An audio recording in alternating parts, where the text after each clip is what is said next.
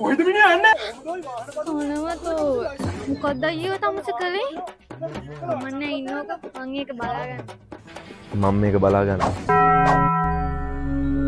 අස්පෙන් නැද්ද මිනිහෝ? උඩ බලාගෙන දෙන්නේ. සහෝදරයා. ඔබ පාරේ වැරදි වශයෙන් පැමිණ මාහට දෝෂාරෝපණය කිරීම යහපත්ද? අනික මෙතන ගැහැණු ළමෙක් සිටින විට ඔබගේ නිවසේ අම්මෙක් අක්කෙක් නංගියෙක් කිසිවෙක් නැද්ද? නෑ මල්ලි.